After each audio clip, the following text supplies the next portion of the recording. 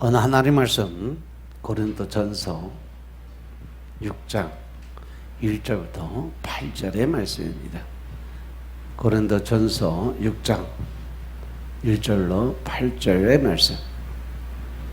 너희 중에 누가 다른 이로 더불어 일이 있는데 구태여 불의한 자들 앞에서 송사하고 성도 앞에서 하지 않으냐? 성도가 세상을 판단할 것을 너희가 알지 못하느냐? 세상도 너희에게 판단을 받겠거든 지극히 작은 일 판단하기를 감당치 못하겠느냐? 우리가 천사를 판단할 것을 너희가 알지 못하느냐? 그러하거든 하물며 세상 일이랴. 그런즉 너희가 세상 사건이 있을 때에 교회에서 경히 여김을 받는 자들을 세우느냐?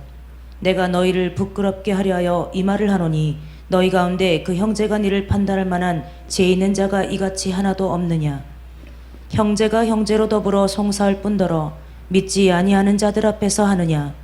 너희가 피차 송사함으로 너희 가운데 이미 완연한 허물이 있나니 차라리 불의를 당하는 것이 낫지 아니하며 차라리 속는 것이 낫지 아니하냐? 너희는 불의를 행하고 속이는구나. 저는 너희 형제로다. 아멘. 할렐루야.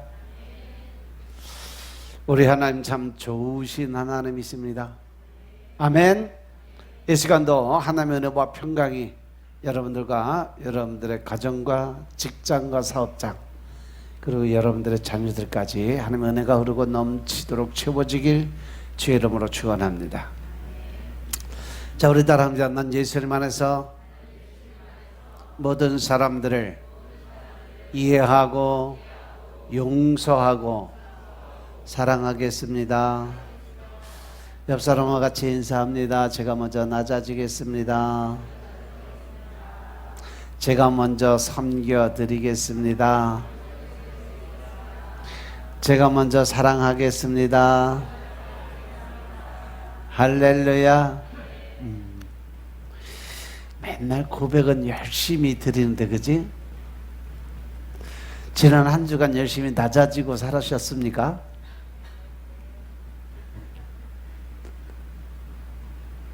섬기는 삶 열심히 사셨습니까?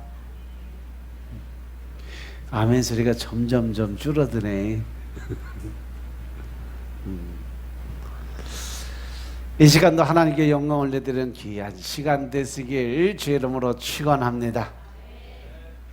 오늘은 고린도전서 6장 1절부터 8절의 말씀을 가지고 믿지 아니하는 자들 앞에서 교회의 자존심을 지켜라 라는 말씀을 가지고 말씀을 나누겠습니다. 자, 따른다. 믿지 않는 자들 앞에서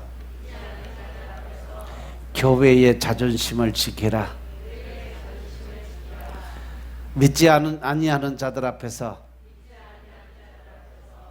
교회의 자존심을 지켜라. 여기서 교회의 자존심이란 것은 뭘까? 교회의 자존심이 뭐예요? 교회는 곧 누구다? 여러분들이에요. 여러분들 안에 하나님의 성령이 너희 안에 거하신 줄을 너희가 알지 못하느냐? 하나님의 영이 거하시는 그곳이 뭐다? 성전이고 그것이 교회고 그것이 바로 여러분들 자신입니다. 아멘. 그래서 여러분들은 하나님이 오늘 말씀하신 대로 세상에 나아가서 세상 사람들 앞에서 하나님의 자존심을 세워줘야 돼. 그럴 책임과 의무가 있는 사람들이에요. 여러분들이 세상 살아가면서 사단한테 마귀한테 속아 넘어가고 당하고 그런 삶을 살아가는 것 자체가 여러분들 안에 계신 하나님을 모독하는 죄라는 거 아세요? 왜? 여러분들이 영적으로 준비가 되지 않냐고? 영적인 하나님의 주신 권세와 능력을 사용할 수 없으니까. 더 나아가서 하나님이 사람에게 주는 마음이 두렵고 떨리는 마음이 아니라 담대한 마음이라고 했어요. 왜? 내 안에 계신 누가 계시니까? 전능하신 하나님, 뭐든지 할 수 있는 그분이 내 안에 계시기 때문에 나는 할 수 없지만 내 안에 계신 그 하나님이, 성령님이, 예수님이 나와 동행하심으로 해서 나는 모든 거 할 수 있다. 특별히 하나님께서 말씀을 주셨잖아. 예수의 이름 앞에 모든 이 세상의 공주의 권세 잡은 자들, 사단 마귀는 예수의 이름 앞에 어떻게 해라? 무릎을 꿇을지어다. 그런데 내가 왜 하나님의 이름을 갖고 또 내 안에 성령님이 계시다고 선포를 하고 믿음을 가졌다고 하면서 왜 나는 매일 사단한테 당하고 마귀한테 당하고 불안하고 답답하고 초조한 마음 가지고 늘 몸에 병을 달고 살고 왜 그럴까? 아직까지 나는 하나님을 잘 모르기 때문인 것임을 깨달으시기 바랍니다. 아멘. 자존심이란 말을 사전에서 찾아보니까 남에게 굽히지 아니하고 자신의 품위를 스스로 지키는 마음이다 라고 표현을 해놨더라고요. 남에게 굽히지 아니하고 자신의 품위를 스스로 지키는 마음. 이 자존심과 비슷한 말이 자긍심이고 자부심이라는 말이에요. 근데 이건 세상의 지식적인 그러한 자존심의 표현 방법이고, 그러면 하나님 그 나라의 성도의 자존심은 뭘까? 여러분들 자신이 하나님 안에서, 예수님 안에서 네가 내 안에 들어오고 내 말이 네 안에 거하게 될 때 난 너한테 모든 거 다 해줄게 라고 말씀하신 그 하나님의 말씀을 붙들고 내가 하나님 안에 들어가서 세워야 할 자존심은 뭘까? 바로 이 땅의 공중의 권세 잡은 자들을 정복하고 다스리는 권세를 누릴 수 있어야 된다는 거죠. 아멘. 하나님 아멘 합시다. 이 땅의 공중의 권세 잡은 자들을 정복하고 다스리라는 것은요, 하나님이 이 땅에 천지를 창조하시고 처음으로 인간에게 주신 첫 번째 축복의 말씀이에요. 믿으시면 아멘. 그런데 우리는 그 하나님이 주신 권세는 이미 받았어. 그 다음에 뭐가 필요해요? 누릴 수 있는 축복이 필요하다는 거죠. 받는 것으로 끝나면 안 됩니다. 그것을 받았으면 누릴 수 있어야 돼요. 그런데 그걸 누리지 못하고 늘 이 사단의 권세에 오히려 내가 다시 잡혀서 마귀한테 끌려다니고 답답하고 초조한 마음 갖고 불안한 마음 가지고 근심 걱정하는 마음 가지고 살아가니까 하나님이 여러분들을 향해서 일하실 수 있는 공간이 없어지는 거예요. 다니엘은 온전한 믿음을 가지고 하나님께 기도 드리면서 응답을 받았는데도 불구하고 그 응답을 가지고 내려오는 천사들을 대적하고 싸우는 마귀들 때문에 20일 동안 응답이 이 땅에 내려오질 못했어요. 믿음을 온전히 가지고 하나님과 관계적인 회복이 됐음에도 불구하고 중간에 사단은 계속 우리를 쥐고 흔드는데, 하물며 믿음이 없는 사람들의 기도 응답은 제대로 떨어질 수 있을까? 여러분들이 하나님께 기도를 드리고 여러분들이 하나님을 의지하고 나간다고 하는데도 불구하고 기도의 응답이 빨리 되지 않는 이유는 누구한테 있다? 나한테 있다는 거죠. 왜? 내가 온전한 믿음을 하나님께 드리지 못해서. 하나님의 말씀대로 순종하고 복종하는 믿음을 하나님께 올려드리지 못했기 때문에.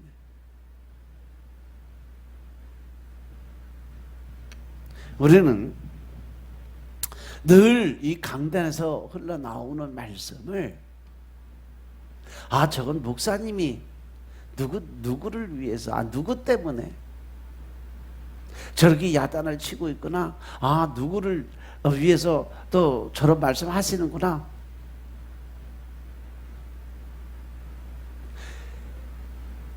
강단의 말씀을 사람의 소리로 들으면 여러분들 받을 거 아무것도 없습니다.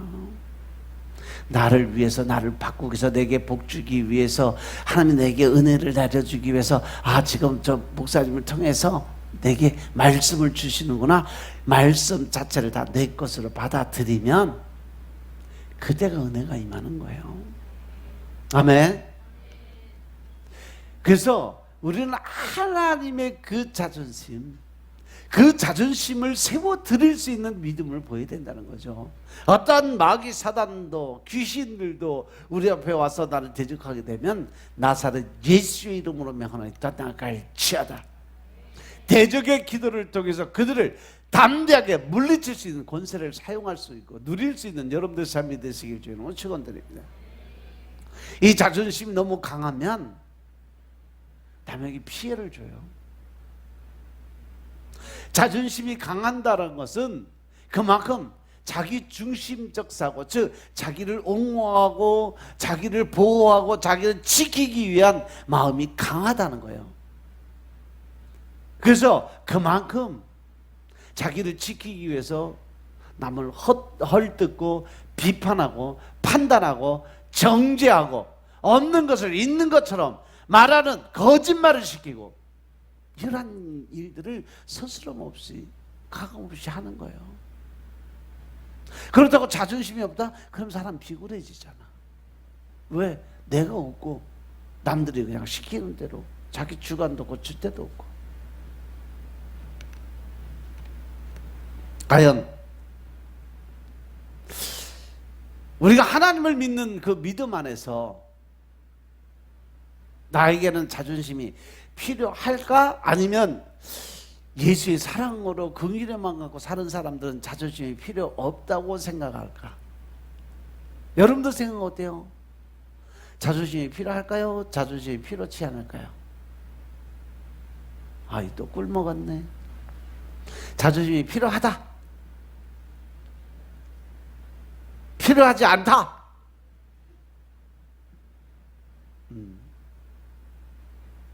손 안 든 사람들은 미지근한 사람들이요. 하나님이 입에서 어떻게 한다? 토하여 내치는 사람들.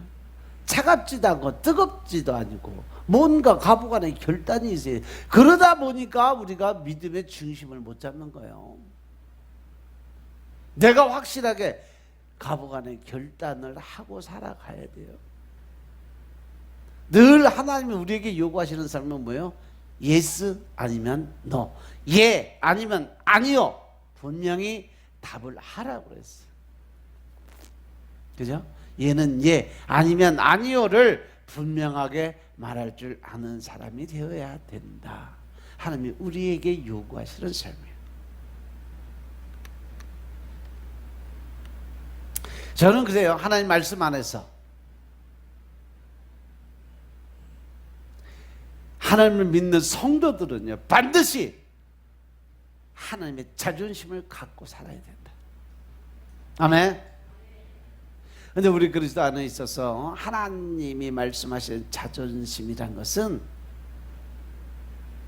나를 높이는 게 아니에요. 내가 잘난 척하고 싶어서 하는 게 아니에요. 말 그대로 그리스도인으로, 하나님의 사람으로, 하나님의 백성으로 가져야 될 자존심. 그것이 바로 하나님 이름을 높여드리고 오직 하나님께만 영광을 올려드리는 그런 자존심이 있어야 된다. 아멘. 그런데 오늘날 현실을 보면 우리 그리스도인들의 자존심이 땅에 떨어져 있는 것 같아요. 특히 오늘날 한국 교회는요, 교회의 자존심이 완전히 땅바닥에 떨어진 상태예요.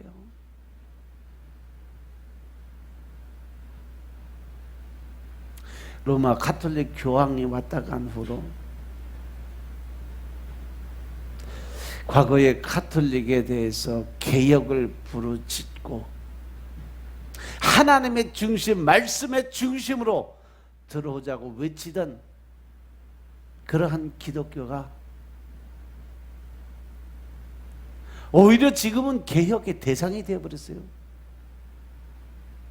오히려 그동안 동조돼서 우상을 섬기는 자들의 앞장에 서서 우리 하나님의 그 곁을 떠나 단체로 그냥 지옥으로 달려가는 형상으로 바뀌어버렸어요.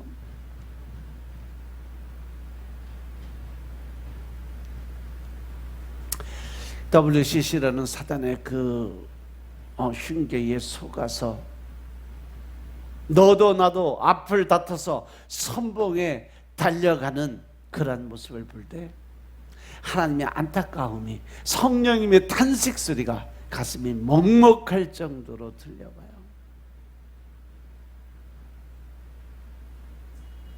WCC 어디서 치렀어요?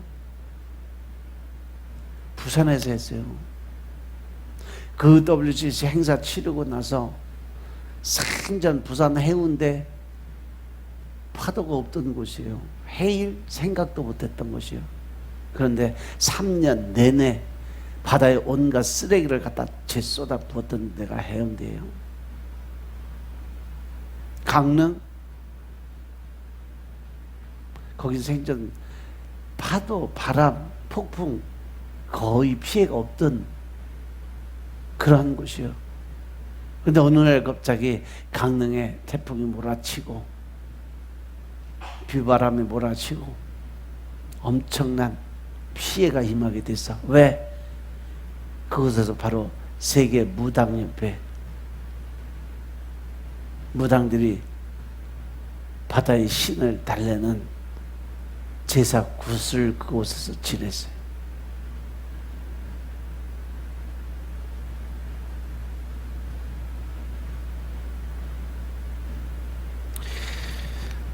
우리나라가 혼란스럽게 전국이 변하게 된 이유도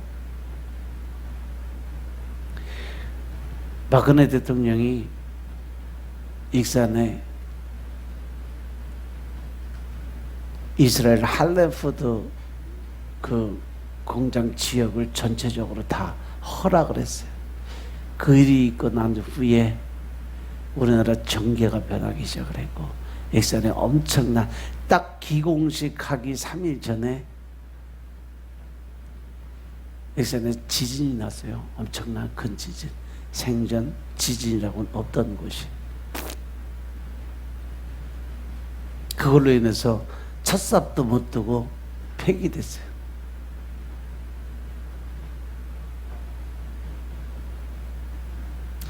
이 대한민국이란 이 땅은 하나님이 태초부터 이미 계획하여 지냈던 하나님의 또 다른 숨겨놓은 하나님의 친선이요, 제2의 이스라엘 백성이 바로 여러분들입니다. 믿으시면 아멘. 믿으시면 아멘. 이사야서 46장에 나오는 것처럼 이스라엘의 동쪽에 가장 먼 나라, 지도 펴놓고 보세요. 이스라엘에서 제일 끝에 해변가 바닷가 있는 쪽에 있는 나라, 삼면이 바다가 된 나라, 그것은 오직 하나, 한국밖에 없어요. 하나님이 지키고 보호하시고 또 하나님이 마지막 남은 그루터기의 삶을 살게 준비하신 나라가 바로 이 대한민국 여러분들이라는 것을 믿으시기 바랍니다. 그곳에서 하나님이 싫어하시는 우상을 섬기고 또 우상을 높이고 인정하는 그러한 일을 행하니까 하나님이 가만히 두고 보시겠냐고. 절대 하나님은 참지 않으신다는 거 명심하시기 바랍니다. 바닷가 해일이 나고 사람이 죽어 넘어가고 또 수많은 물질적 피해가 올 수 있게끔 되는 일들이 우연히 일어났을까요? 자연재해라고만 생각할까요? 최소한 하나님을 아는 여러분들은 하나님의 본질, 하나님의 속성을 분명히 알아야 된다는 거죠. 아, 하나님의 진노하심이 이곳에 임했구나. 아, 이 땅을 하나님 아직도 사랑하고 계시는구나. 아직도 하나님 우리를 지키시려고 저렇게 우리에게 보여주시고 확증적으로 나타내시는구나. 깨달으시기 바랍니다. 그래서 오늘 이 시간에 우리가 그리스도인으로 가져야 될 자존심이 어떤 것인지에 대해서 한번 생각해 봐야 되겠어요. 또한 구원받은 백성의 공동체로서 교회가 가져야 될 자존심이 과연 어떤 건지, 성도로서 가져야 될 자존심이 어떤 것인지 한번 돌아볼 필요가 있다고 생각해요. 그래서 제일 먼저 우리는 그리스도인으로서 예수 그리스도의 피로 구원을 받았다는 자존심을 가져야 된다. 구원의 확신을 가져야 된다. 아멘. 프랑스 혁명 당시 루이 16세가 감옥에 끌려가서 죽을 날만을 기다리고 있을 때 그 마음속에 원래는 감동이 있었어요. 그래서 가진 거 아무것도 없고 세면벽을 뚫을 수 있는 게 아무것도 없어요. 그래서 그가 손톱이 손끝이 다 뭉개질 정도로 긁고 또 긁어서 벽에다 남긴 한마디가 있습니다.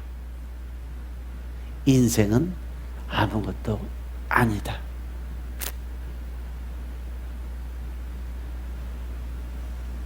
그는 왜 마지막 죽음의 자리에서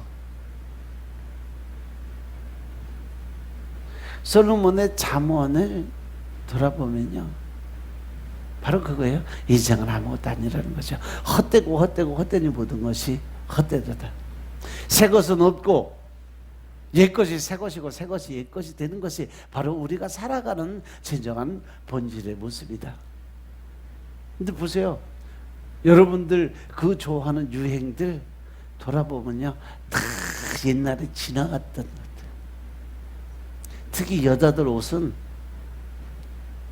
과거에 있던 옷들이 계속 반복해서 30년에서 50년 안에서 계속 반복돼서 돌아오고 있다 그래요.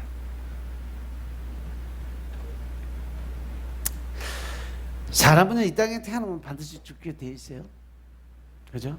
그리고 이 땅에서 아무리 큰 권세가 있고 아무리 많은 돈을 가지고 있고 아무리 좋은 사람들과 만나고 있어도 죽으면 끝이라는 거에 아무것도 없어요. 실제로 인생 자체를 보면 너무 허무한 것이 인생이에요. 그런데 성경은요, 우리가 죽음으로 인생이 끝이다, 죽음으로써 모든 것이 끝이다라고 말씀 안 하셨어요? 사람이 한 번 죽는 것은 정한 이치다라고 말씀. 하나님이 이미 정해놓으셨다. 그런데 그 후에 반드시 뭐가 있다? 심판이 있을 거라고 말씀하십니다. 이 세상에서 어느 누가 무엇으로 마지막 하나님의 심판을 피할 수 있을까? 피할 수 있는 사람이 있다고 생각하세요? 없다고 생각하세요? 없죠? 근데 여러분도 그 성경 말씀을 잘 못 읽어서 그래. 이해를 잘 못해서.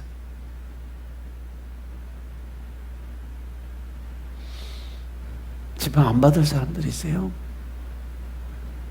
요한복음 3장 16절, 17절, 18절 말씀 보면 예수님이 이 땅에 오신 것을 이 땅을 멸망시키기 아니라 구원하기 위해서 오셨는데 예수님을 믿지 아니함으로 그들은 이미 무엇을 했다?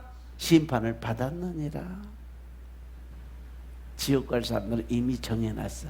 그리고 이 땅에서 우리가 하나님의 말씀 안에 중심적인 삶에 천국 백성으로 인정받으면 마지막 심판 받을 때가 아니요, 그때는 이미 하늘나라로 올라갔다. 이걸 뭐라 그래요? 휴거란 단어를 씁니다. 그때는 심판받는 그 시대가 아니요.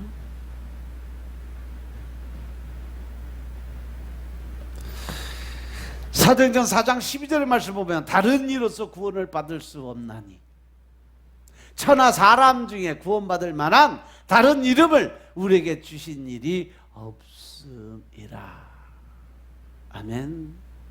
이 사도행전 4장 12절 말씀을 모르니까, 그 말씀을 내 말씀으로 받아들이지 못하니까 인간 예수 이단의 교주들이 나오는 거예요. 우리가 하나님의 심판을 피하고 구원을 받을 수 있는 길은 오직 예수 그리스도 한 분밖에 없음을 믿으시기 바랍니다. 예수님은 분명히 말씀하셨어요. 나로 말미암지 않고는 아버지께로 갈 자가 없느니라. 아멘. 우리가 아무리 이 땅에서 돈이 없고 좋은 집도 없고 가지고 있는 큰 명예도 없지만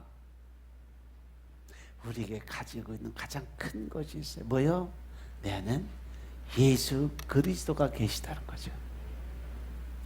또 우리는 예수 그리스도를 믿음으로 이미 구원을 받았음을 믿으시기 바랍니다. 또 우리는 예수 그리스도를 믿음으로 구원을 받는 것은 물론이고 하나님의 백성으로, 하나님의 자녀로서 인정을 받았다는 얘기죠. 얼마나 감사한 일이에요.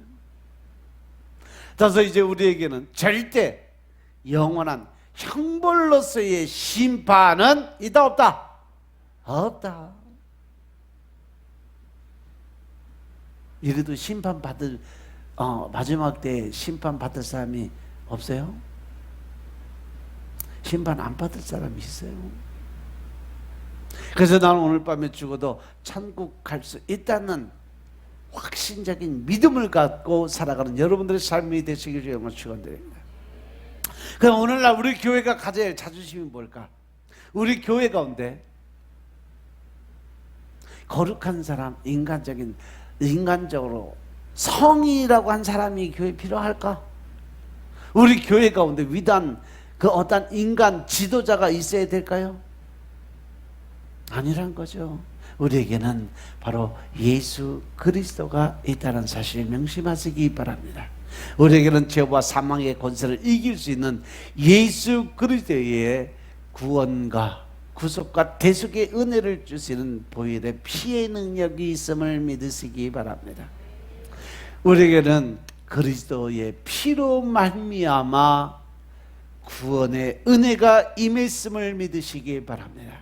이와 같이 우리가 예수 그리스도의 피로 말미암아 구원을 받았다는 자존심을 가지고 살아갈 수 있는 여러분들의 삶이 되시길 주의 이름으로 축원합니다.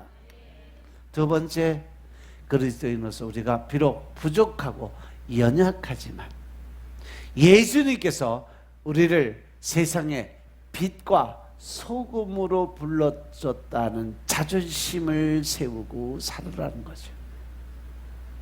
아멘. 마태복음 5장에 보면 가난한 갈릴리 어부 출신의 제자들에게 예수님이 뭐라고 말씀하시냐면 너희는 세상의 빛이고 소금이다라고 말씀하세요. 그리고 너는 산 위의 동네고 너희는 동경 위에 바로 등불이라는 말씀을 주세요. 마태복음 5장 13절부터 16절의 말씀 한번 보겠습니다. 마태복음 5장 13절부터 16절의 말씀. 너희는 세상의 소금이니 소금이 만일 그 맛을 잃으면 무엇으로 짜게 하리요? 후에는 아무 쓸데없어 다만 밖에 버리워 사람에게 밟힐 뿐이니라. 너희는 세상의 빛이라. 산 위에 있는 동네가 숨기지 못할 것이요 사람이 등불을 켜서 말 아래 두지 아니하고 등경 위에 두나니 이러므로 집안 모든 사람에게 비치느니라. 이같이 너희 빛을 사람 앞에 비치게 하여 저희로 너희 착한 행실을 보고 하늘에 계신 너희 아버지께 영광을 돌리게 하라. 아멘. 너희는 세상의 소금이다. 그런데 그 맛을 내는 소금의 역할을 감당치 못하면 결국 그 소금 어떻게 그냥 길바닥에 던져 버리는 거예요. 그러면 결국은 사람들이 다 밟고 지나가서 아무짝에 쓸모없는 그러한 사람이 된다.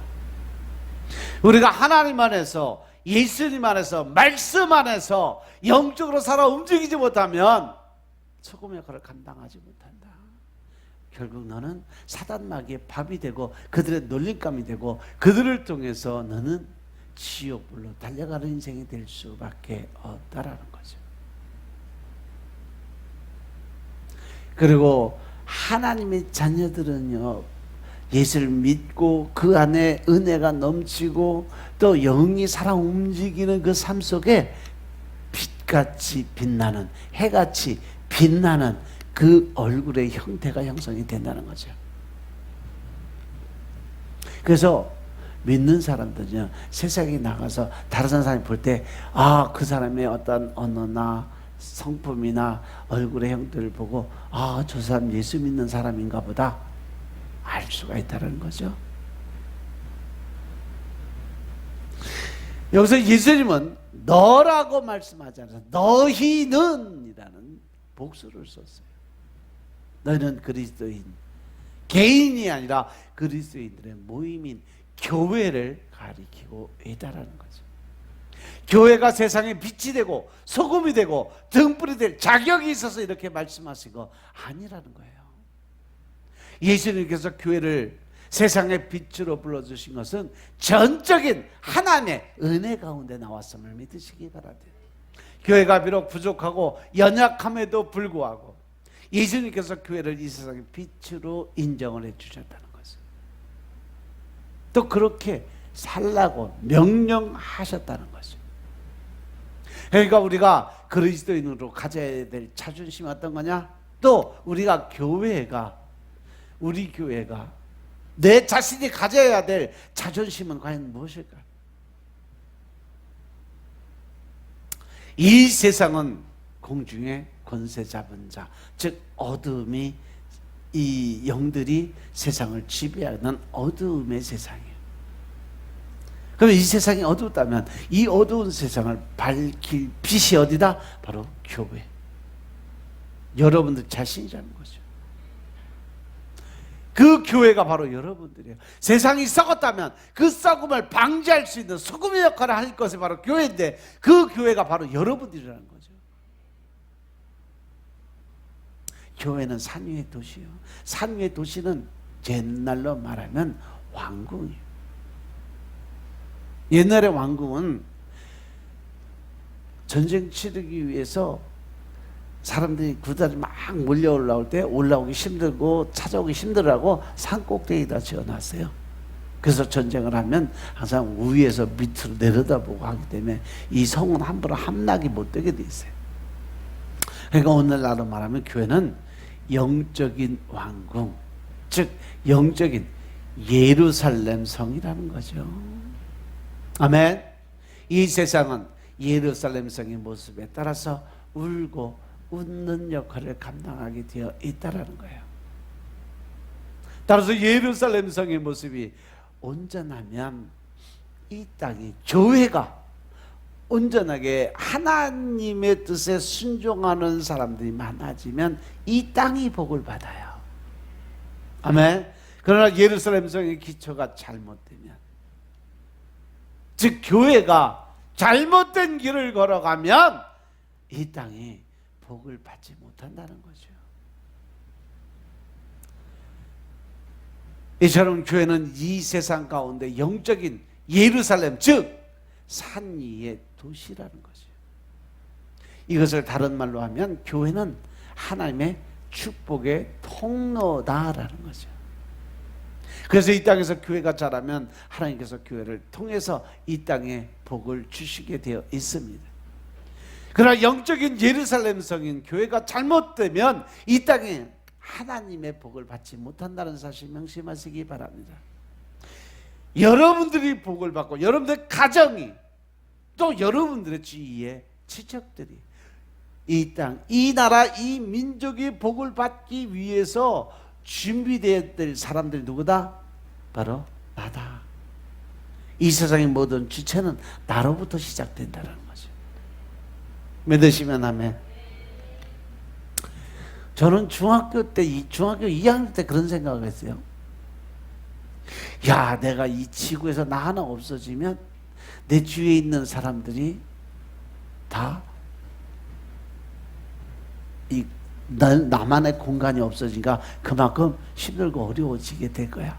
또 내가 하나 움직임으로 인해서 이 세상이 다 이렇게 돌아가고 있는 거야. 즉 지구의 주체, 우주의 주체가 내가 되었다라는 생각을 저 중학교 2학년 때 했어요. 그런데요, 그것이 성경 말씀을 통해서 읽다가 보니까 이 지구 우주에 또 이 땅의 모든 것의 중심의 기초가 누구냐? 나라는 거죠. 하나님이 세상을 만들어 놓을 때 그렇게 만드셨어요. 믿으시면 아멘. 사람의 몸이 이 지구 우주와 똑같은 구조로 만들었다는 거 여러분들 아세요? 지구의 70%가 뭐예요? 물이에요. 인간의 몸의 구조도 70%가 물이에요. 나머지 30%는 각가지 기능에 따라 다 틀려지는데 우주, 지구도 마찬가지라는 거죠. 사람의 몸과 지구는요 한 몸이에요. 똑같아요. 구조가. 교회가 서로 사랑하고 용서하면 이 세상은 교회 때문에 서로 사랑하고 용서하는 삶을 살게 됩니다. 그런데 만일 교인 우리가 영적인 예루살렘으로서 사랑을 잃어버리면 이 세상 사람들은 사랑을 잃어버리고 서로 악의다툼을 할 수밖에 없다는 거죠. 우리가 영적인 예루살렘 성으로서 하나가 되지 못하면 이 세상도 하나가 될 수 없다는 사실이에요. 요즘에 영화의 대세가 뭐예요? 젊은 청년들, 요즘 영화의 대세가 뭐예요? 요즘 보면 영화도 그렇고 청소년들 게임하는 것도 그렇고 거의 좀비 게임이에요. 좀비 영화. 그지? 근데 그 좀비가 죽은 영이 사단의 영을 받아서 다시 부활하는 그 능력을 가졌어요. 그것도 알고 보면 성경을 빗대서 예수님을 끌어내리기 위한 사단의 공격적인 그러한 모습이에요. 청소년들이 하고 있는 게임이요, 영적으로 바라보면요 진짜 지옥에 들어가는 첨단을 걸어가는 그 모습이에요.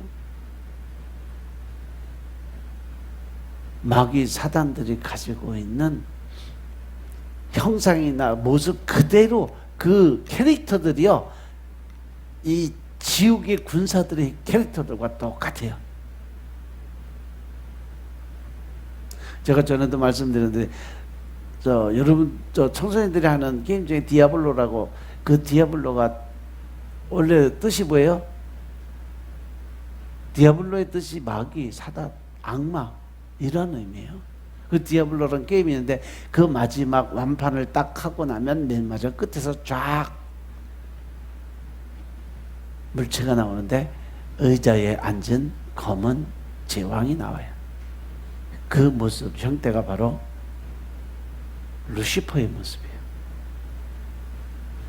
그 주위에 돌아앉은 7명의 그 지옥의 지들 얘기는 7천사라고 얘기해요. 하늘의 7천사를 빗대서 지옥의 7천사. 하늘의 7천사는 하얀 빛인데 걔네들 지옥의 7천사는 검은 물이에요. 그래서 청소년들이 게임하는 거 요즘에 그 맨 찌르고 쏘고 칼로 베어버리고 이게 다 마귀 사단들이 인간을 공격할 때 쓰는 방법들이에요. 그래서 여러분들의 몸이 온전하지 못하고 사단의 공격을 받으면 그래서 여러분들의 몸이 아프고 다치고 힘들어지는 거예요.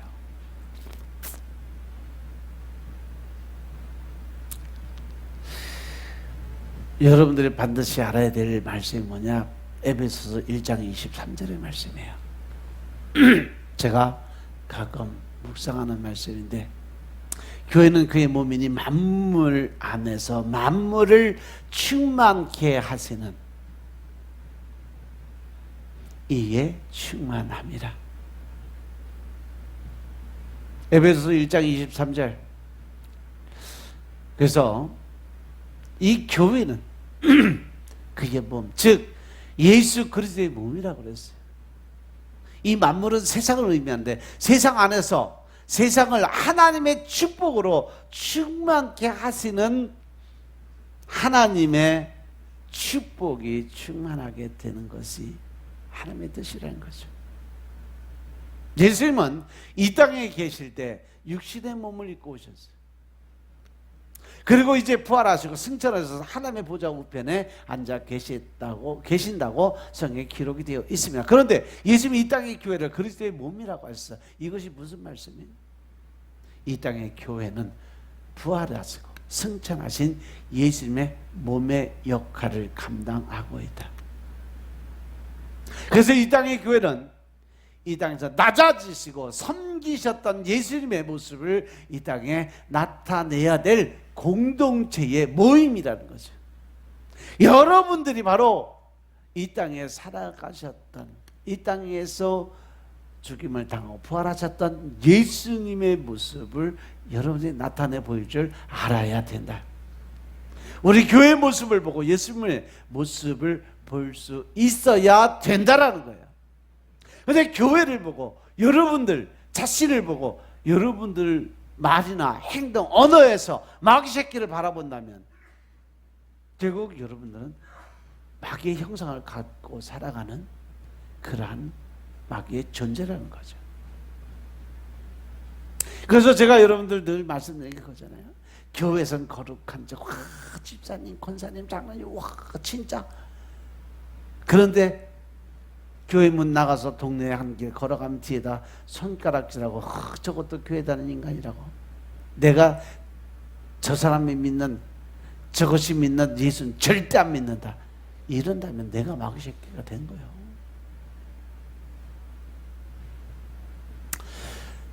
그뿐 아니라 하나님의 이 땅이 하나님의 축복으로 충만되길 원하시는 분이심을 믿으시기 바랍니다. 그러기 위해서 하나님 먼저 교회인 우리에게 하나님의 복, 충만한 복을 먼저 받으라고 말씀하셨음을 깨달으시기 바랍니다. 아멘. 그리고 이 땅의 교회를 통해서 하나님의 충만하신 축복이 여러분들을 통해서 다른 사람이 흘러가길 원하신다는 거죠. 그러니까 교회는, 여러분들은 하나님의 축복의 통로인 것임을 깨달으시기 바랍니다. 아멘. 아브라함의 축복, 너로 인해서 세상의 모든 사람들이 복을 받게 될 것이라는 그 말씀이 여러분들의 삶이 되시길 주님으로 축원드립니다. 지금 천사들의 산위의 동네 영적 예루살렘 성인 우리를 계속 지켜보고 있어요. 아멘. 그리고 그거 다 녹화돼요. 여러분들 요즘에 CCTV 보면 진짜 컴퓨터 잘하는 사람들이요, 맘만 먹으면요, 여러분들 하루 일상생활 어디 가서 뭐하고 어떻게 했는지 다 볼 수 있어요. 전국적으로 지금 우리나라 전체적으로 깔려있는 게 뭐야? CCTV 하나만 해킹하면요, 여러분들 어디 가서 뭐 했는지, 어떤 모습으로 있는지 다 나와요. 그러한 시대에 살고 있어요. 첩보 영화들 보면요, 사무실에 앉아서 서울 시내 그 골목골목 걸어다니는 그 사람들 모습까지, 소리까지 다 듣잖아요. 그게 영화의 얘기가 아니라 사실 실제적으로 일어나는 사건들이에요. 그런데 하나님이 우리들의 삶을 모르실까? 하나님이 우리들의 그 삶에 대한 본질을 안 보고 계실까? 아니요. 수많은 천사, 여러분들을 한 사람 한 사람이에요. 최소한 수호 천사가 한나는 붙어 있어요. 여러분들 지키고 늘 따라다니는 수호 천사. 그리고 영적인 게 강하면 강할수록 또 하나님의 중심에 서 있는 사람일수록 천사가 2마리가 될 수도 있고 3마리가 될 수도 있어요. 근데 그 수호천사는요, 여러분들이 어떻게 사느냐에 따라서 그 수호천사의 모습이 커지고 작아지고 뚱땡이가 되고 날씬하고 쭉쭉 빵빵으로 해서 진짜 날렵한 천사가 되고, 그거는 여러분들의 영적 상태를 그대로 보여줘요. 어떤 사람은요, 보면 수호천사가 아주 땡글땡글해가고 굴러다녀. 날지를 못해. 왜? 주인이 일을 하도 안 시켜가지고 기도도 안 드리지 명령도 안 하지 그냥 맨날 먹고 자고 띵까 놀고만 있으니까 동글동글해요. 날지도 못해요. 그래서 뭐라고 명령하고 한마디 하면 그거 하나 수행하는데 며칠씩 걸려요. 왜 안 하던 일을 하려니까 힘든 거예요. 전사도. 근데 어떤 사람은요, 양쪽으로 그냥 늘씬한 거든 양쪽으로 딱 서갖고 늘 지키고 다녀요. 말 한마디만 하면 바로 움직여요.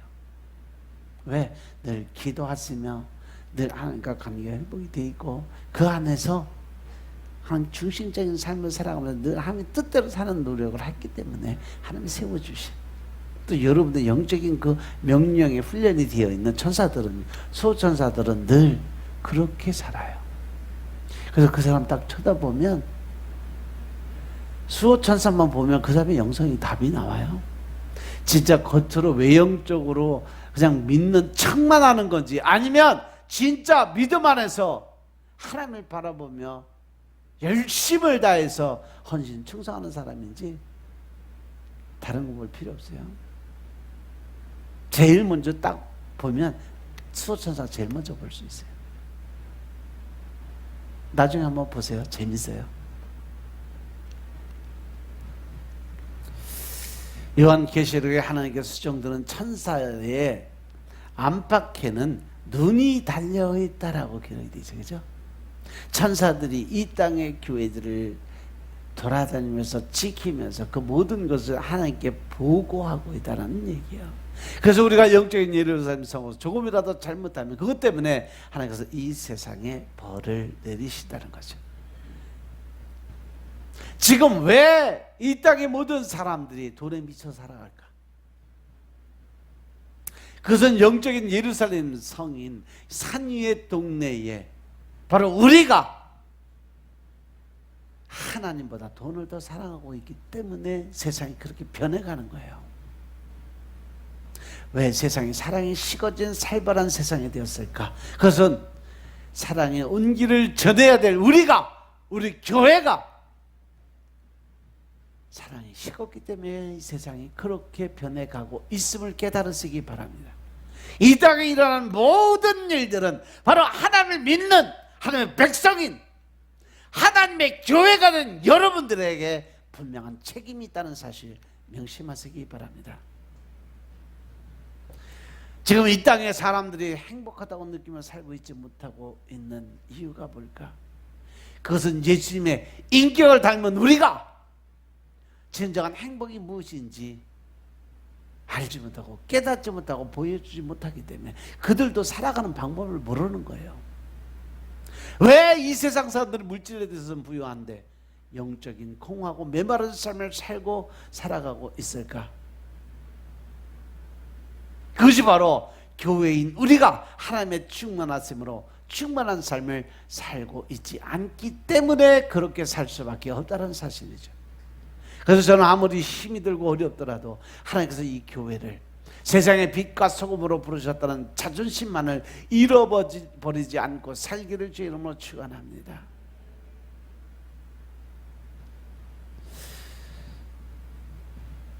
사단은 늘 우리에게 말을 시켜요. 오늘 네 모습 봐. 오늘 이 교회들의 모습을 봐라. 너는 너무 초라하지 않냐? 너희들은 이 세상에서 아무것도 아니다. 너희들은 이 세상에 있는 여러 가지 종교 집단 중에 하나다. 너는 아무것도 아니다. 계속 힘 빠지고 맥 빠지는 소리를 계속 짓거려야 돼요. 정죄하고 조롱하고 비방하고 이것이 마귀의 본질이에요. 근데요, 하나님을 믿는다고 하나님의 사람이고 천국 백성이라고 이야기하는 사람들이 왜 바깥에 나가면 하나님의 이름에 먹칠하고 다니는지 몰라.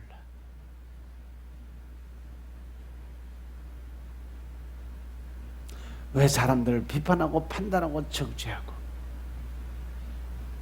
없는 일도 있는 것처럼 꾸며서 교회를 욕먹이고 다니는지 몰라. 그것이 바로 하나님을 모독하고 하나님을 욕먹게 하고 하나님을 비판하고 판단하고 정죄하고 있다는 사실을 깨닫지 못하기 때문에 그러는 거예요. 고린도후서 6장 9절부터 10절의 말씀 보면 이 세상에서 우리 그리스도인들이 무명한 자 같지만 예수님 때문에 유명한 자가 됐고 죽은 자 같은 사람이 됐지만 보라, 예수님 때문에 우리가 살아있고 징계를 받은 자 같지만 죽임을 당하지 않냐고 근심하는 자 같지만 예수님 때문에 항상 기뻐하고 가난한 자 같지만 예수님 때문에 많은 사람을 부욕해 하고 아무것도 없는 자 같지만 예수님 때문에 모든 것을 가진 자가 바로 믿는 자, 교회인 여러분이라는 거죠. 왜? 모든 일은 예수님 때문에 일어나는 일이니까. 비록 우리 모습이 초라하게 보여도 절대 비굴하게 살지는 말라는 말씀이에요. 초라하게 보여도 그리스도인으로서 자존심은 지키고 살라는 말씀이죠. 왜? 예수님 때문에 내가 모든 걸 받을 수 있었으니까. 사도 바울이 아그리빠 왕에게 제수로서 말했던 그 말, 내가 지금 감옥에 갇힌 것 외에는 너와 나와 똑같은 사람이 됐다라는 얘기예요. 당당하게 이 세상 사람들에게 선포할 수 있는 여러분들의 삶이 되시길 주님으로 축원합니다. 세 번째로 오늘 말씀 보면 교회의 자존심을 잃어버리고 있는 고린도 교회를 향해서 사도 바울은 교회의 자존심이 어떤 것인가에 대해서 이야기를 해주고 있어요. 1절에 보니까 너희 중에 누가 이와 더불어 다툼이 있는데 구태여 불의한 자들 앞에서 고발하고 성도 앞에서 하지 아니하겠느냐. 여기서 다툼이라는 것은 고린도 교회 안에서 일어나는 다툼을 이야기하여, 예를 들면 어떤 성도가 다른 성도에게 돈을 좀 빌려줬어요. 그런데 그것을 갚지 않은 문제로 인해서 경찰에 고소를 해버렸네. 근데 이 문제를 가지고 고린도 교회는요, 교회 안에서 그 문제를 해결하지고 왜 세상 법정에 가서 문제를 해결하라고 했느냐, 이 말씀이에요.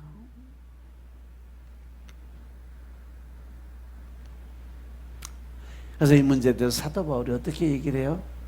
너희 중에 누가 다른 이로 더불어 일이 있는데 구태여 불의한 자들 앞에서, 불의한 자들은 세상 사람들, 하나님을 모르는 사람들, 육적인 사람들 앞에서 고발하고 성도 앞에서 하지 않는, 즉 교회 안에서 그 문제 해결하려고 생각 왜 안 했냐? 왜 하나님의 일을 세상의 마귀들에게 가져가서 공표를 해서 왜 하나님의 이름을 욕되게 만들었느냐, 이 말씀이에요. 이 말씀 가운데 불의한 자는 세상 사람. 이 말은 세상의 모든 사람이 다 불의하다는 말은 아니지만 세상의 모든 사람들이 하나님이 보시기에 불의하다.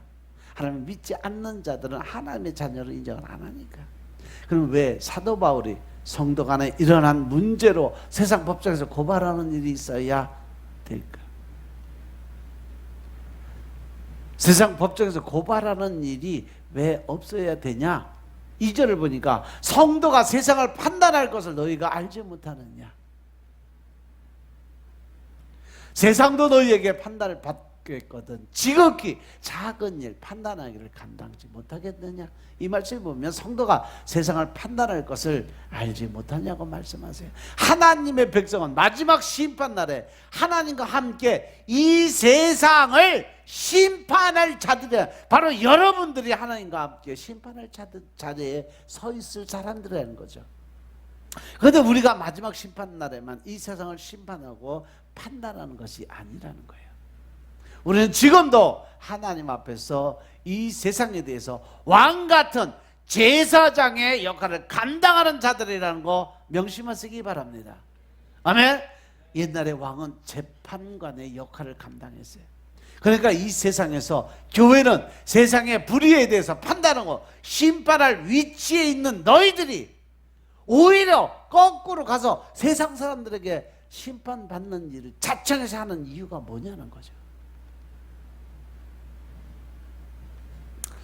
옛날에 이 고린도 교회에 있던 터에 거기 가보니까 그 아고라 광장이 있어요. 거기는 많은 사람들이 지식인들이 모여서 대화를 하고 또 때로는 사람이 잘못하면 그 자리에 데리고 와서 이 공개 재판을 하는 자리예요.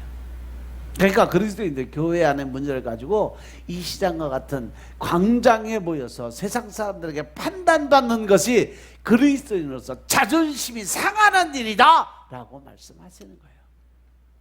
또 이것은 우리가 그리스도인으로서 자존심 문제도 되지만 영광스러우시고 존귀하신 그리스도의 명예를 이 땅에서 실추시키고 있다는 걸 깨달으라는 거예요. 그래서 교회 안에 성도들끼리 문제를 가지고 세상 법정에 가야 된다? 안 와야 된다? 안 와야 된다.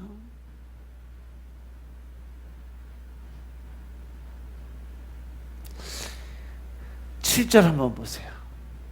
고린도전서 6장 7절 말씀. 너희가 피차 송사함으로 너희 가운데 이미 완연한 허물이 있나니 차라리 불의를 당하는 것이 낫지 아니하며 차라리 속는 것이 낫지 않겠느냐. 차라리 교회 안에서 어떤 문제가 생겨서 돈을 빌려주고 못 받으면 그 돈 받기 위해서 세상에 나가서 심판받을 생각하지 말고 차라리 그냥 그 돈 그 사람에게 주고 끝내라는 거예요. 네가 손해보고 끝내라는 거예요. 그 돈 받으려고 악착같이.